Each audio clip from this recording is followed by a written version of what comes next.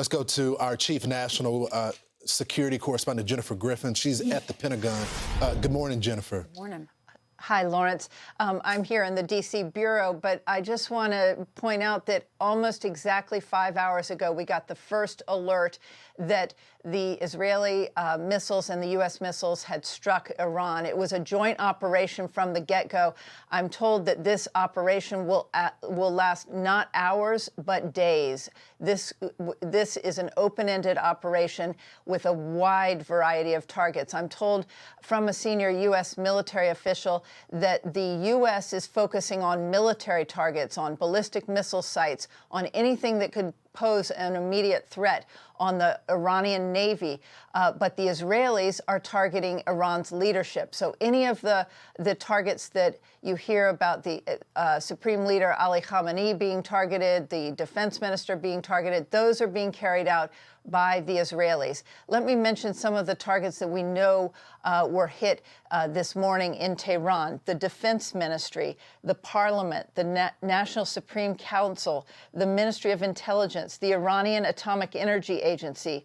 There have been cyber attacks across Iran, and the internet is not up and working, but the cyber attacks have focused on the news agencies like IRNA, which is the state-run television. The U.S. military has also targeted down in the south the naval bases in Bandar Abbas as well as in Kark Island. And then what's also interesting is out in the east of Iran, there's a target near Tabriz and Kermanshah, which is the IRGC aerospace forces. That's significant because that's where they would have been developing those long-range ballistic missiles, satellites that also could have been part of that intercontinental ballistic missile program that they were trying to develop that the president referenced.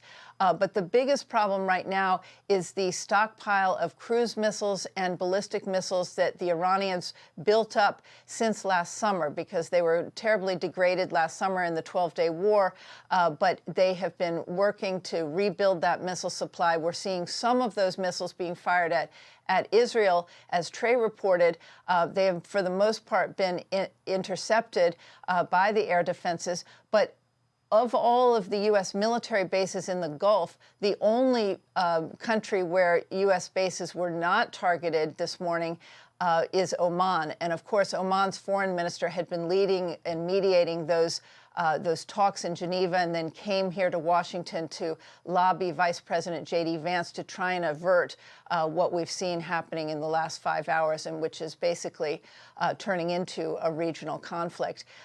But there have been interceptions. The Qatari government has intercepted missiles fired toward U.S. base, the Al Udeid Air Base, the largest air base in the Middle East. That's a U.S. base. Then in Bahrain, we did see one missile land, but I'm told that there are no casualties, and it hit an empty warehouse. So we are getting increasing reports. This is ongoing. But I'll throw it back to you at this point. Jennifer, you had mentioned that we are there. The U.S. is focused on the ballistic missiles, and Israel's focusing on the leadership. What about an Operation Midnight Hammer? That happened in the middle of the night there. This did not. It was daylight there. Will you talk about the significance? And also, are we focused on going after the rebuilding of the nuclear program there, where we targeted before with Operation Hammer?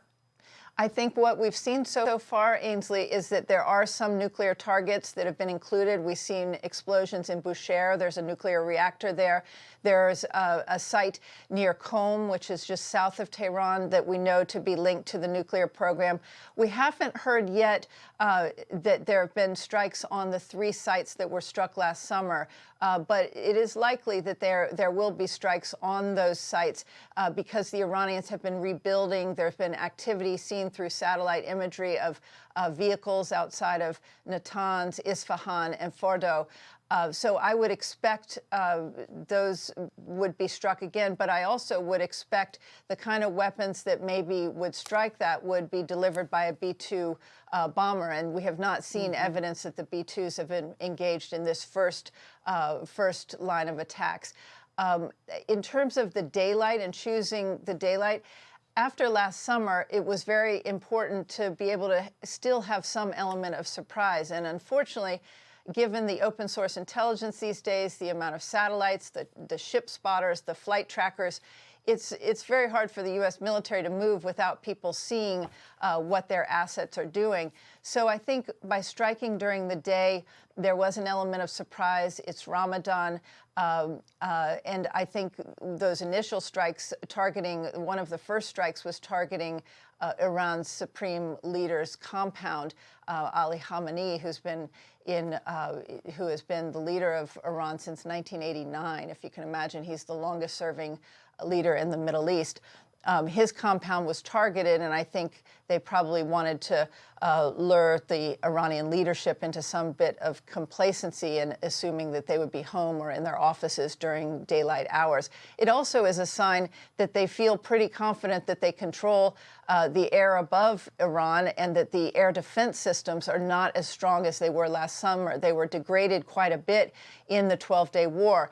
Obviously, they can't take any chances, and I would suspect that a lot of these initial strikes were carried out by Tomahawk missiles from Navy warships that are based in the Arabian Sea. There are a lot of destroyers there attached to the USS Abraham Lincoln and USS Abraham Lincoln. And then also I would expect standoff weapons from warplanes that might be able to fire weapons that can fire without being in Iranian airspace while they see whether that air defense system is still working.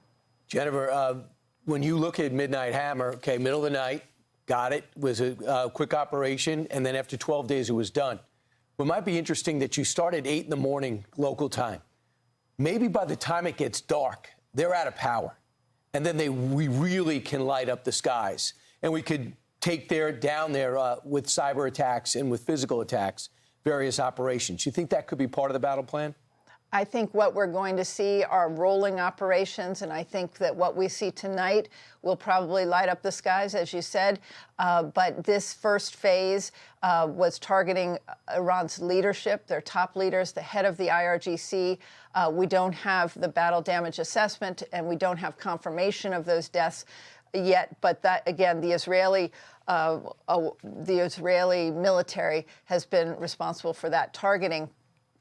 But I think you're right, Brian, that when it's dark, there are going to be different targets, different weapon systems used. But in daylight hours, I would almost guarantee that there were a lot of Tomahawks used. All right. Jennifer Griffin, thank you so much for your reporting. I'm Steve Ducey. I'm Brian Kilmeade. And I'm Ainsley Earhart. And click here to subscribe to the Fox News YouTube page to catch our hottest interviews and most compelling analysis.